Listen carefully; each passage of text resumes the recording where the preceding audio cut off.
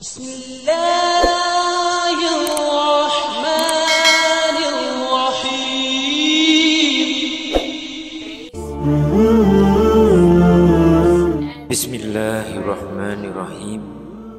Assalamualaikum warahmatullahi wabarakatuh. Syukur alhamdulillah kita masih dipertemukan kembali di channel ini. Salawat dan salam selalu dan tetap tercurahkan kepada junjungan kita Nabi besar Muhammad sallallahu alaihi wasallam. Allahumma sholli ala sayyidina Muhammad wa ala ali sayyidina Muhammad. Harapan dan doa saya semoga sahabatku semuanya selalu diberikan kesehatan, dilapangkan rezekinya, diampuni dosa-dosanya, dipanjangkan umurnya, dan semoga kita tidak mati kecuali mati dengan beriman dalam Islam. Dan sempatkanlah menuliskan sholawat di kolom komentar, insya Allah akan menjadi bukti cinta kita kepada Rasulullah Muhammad sallallahu alaihi wasallam. Semoga kita semua mendapatkan syafaat beliau di akhirat kelak. Amin ya rabbal alamin. Sahabat seiman yang dirahmati Allah, pada umumnya sifat tergesa-gesa adalah sifat yang tidak baik, bahkan termasuk dalam kebiasaan setan. Namun dalam kondisi tertentu syariat sendiri menganjurkannya. Pasalnya ada 5 hal dalam pandangan syariat yang memang harus disegerakan atau buru-buru dilakukan. Dalam hal ini kita bisa melihat kelima perkara ini dalam kitab Hilyatul Aulia yang ditulis oleh Al-Hafiz Abu Naim. Lantas apa sajakah kelima perkara yang harus disegerakan? Yang pertama, menyambut dan memuliakan tamu. Menyambut tamu termasuk salah satu sunnah Rasulullah sallallahu alaihi wasallam. Perintah dan keutamaannya pun cukup banyak diutarakan dalam hadis. Di antaranya, siapa yang beriman kepada Allah dan hari akhir, maka muliakanlah tamunya. Hadis riwayat Malik. Oleh sebab itu, jika dalam kondisi tertentu sikap tergesa-gesa itu kurang baik, maka dalam memuliakan dan menyambut tamu ini justru baik dan terpuji, bahkan dianjurkan oleh syariat. Kemudian yang kedua, mengurus jenazah. Dalam kondisi normal, kita dituntut oleh syariat untuk menyegerakan dalam pengurusan jenazah, mulai dari memandikan, mengkafani, menyolati, dan menguburkan. Keutamaannya sangat luar biasa, terutama jika yang akan dimakamkan adalah jenazah dari orang mukmin dan ahli kebaikan.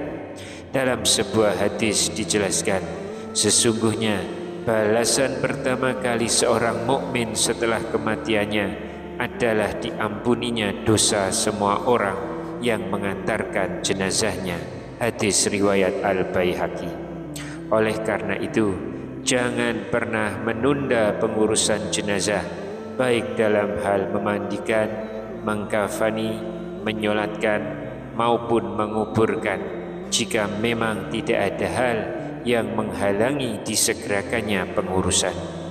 Kemudian yang ketiga, menikahkan anak gadis yang sudah dewasa. Mengapa menikahkan anak perempuan termasuk hal yang harus disegerakan? Salah satunya adalah untuk menjaga kehormatan kaum perempuan agar terhindar dari fitnah dan hal-hal yang tidak diharapkan. Rasulullah sallallahu alaihi wasallam sudah menggambarkan bagaimana kedekatan orang yang mengasuh anak perempuan hingga dewasa sekaligus menjaga kehormatannya di surga nanti. Adapun bunyi hadisnya secara lengkap, siapa saja yang mengasuh 2 anak perempuan hingga keduanya berusia balik, niscaya aku dan dia akan datang pada hari kiamat seperti ini, seraya beliau menempelkan kedua jarinya. Hadis riwayat Muslim dan At-Tirmizi. Sehingga dengan demikian selayaknya bagi para orang tua yang memiliki anak perempuan yang sudah dewasa dan memiliki pasangan yang sepadan agar segera menikahkannya.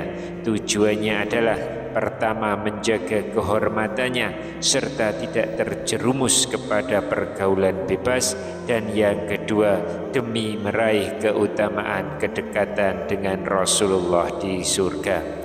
Namun tentunya kita harus lebih bijak dalam menyikapi anjuran ini, karena berdasarkan Undang-Undang Pernikahan Republik Indonesia nomor 16 tahun 2019 bahwa usia minimal pernikahan anak itu adalah 19 tahun, baik untuk anak laki-laki maupun perempuan.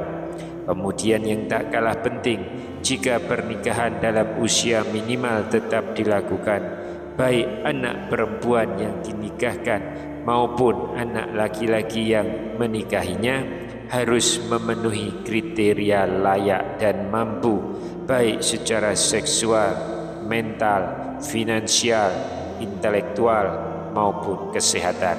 Sebab jika tidak, bukan mustahil pernikahan justru akan melahirkan problem-problem baru bagi keluarga, masyarakat ataupun negara. Kemudian yang keempat, melunasi hutang, terlebih jika hutangnya sudah jatuh tempo. Syariat Islam menganjurkan kepada kita untuk segera melunasinya. Selain itu, melunasi hutang juga memiliki banyak hikmah dan manfaat. Di antaranya, melepaskan diri dari tanggungan, meraih ketenangan hati, menjauhkan prasangka buruk dan perselisihan, menjaga hubungan baik dengan pihak yang berpiutang, mencegah beban keuangan yang berlebih, dan lain sebagainya. Banyak keterangan yang menyebutkan bahwa orang yang lalai atau bahkan tidak sampai melunasi utangnya akan mendapatkan sejumlah balasan yang buruk, mulai tergantungnya nasib di kemudian hari, pahalanya diambil untuk melunasi hutang, hingga jauh dari balasan surga. Na'udzubillahi min dzalik. Kemudian yang terakhir, yang kelima, perkara yang harus disegerakan dalam pandangan syariat adalah bertaubat ketika sudah berbuat dosa. Terlebih usia seseorang tidak ada yang tahu, kematian bisa datang kapan saja. Ketika kita berbuat dosa, segeralah bertaubat. Perlu juga dipahami, setiap kita berbuat dosa, maka hati kita menjadi ternoda dan menghitam. Alangkah bijaknya kita hentikan semua perbuatan dosa. Tatkala tanpa sengaja dan tanpa sadar kita melakukannya, segera hentikan perbuatan dosa itu dengan taubat dan istighfar kepada Allah Subhanahu wa ta'ala.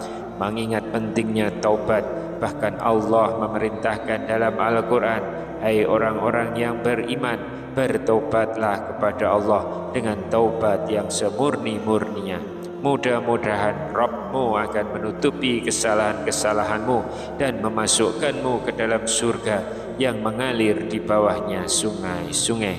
Quran Surat At-Tahrim ayat yang ke-8. Tentu saja supaya kita benar-benar menghapus dosa dan noda hitam yang membercak di dalam hati, taubat harus memenuhi syarat-syaratnya, yaitu hentikanlah dosa yang ditaubati, sesali perbuatan dosa yang sudah dilakukan, dan bertekad kuat dalam hati untuk tidak mengulanginya. Kemudian jika dosanya ada sangkut paut dengan sesama makhluk, maka terlebih dahulu kita istihlal dan meminta maaf kepada yang bersangkutan. Selain itu, taubat adalah tahapan penting dalam proses untuk membersihkan diri bagi siapapun yang hendak mendaki jalan spiritual dan mendekatkan diri kepada Allah. Jadi taubat adalah salah satu jalan bagi kita untuk meraih keridhaan dan kecintaan Allah. Sahabat seiman yang dirahmati Allah, itulah 5 hal yang tidak boleh ditunda-tunda pelaksanaannya dalam pandangan syariat. Semoga kita termasuk orang yang mampu menjalankannya. Amin ya rabbal alamin. Wallahu alam bisawab. Semoga hal ini dapat memberikan manfaat untuk kita semua. Wassalamualaikum warahmatullahi wabarakatuh.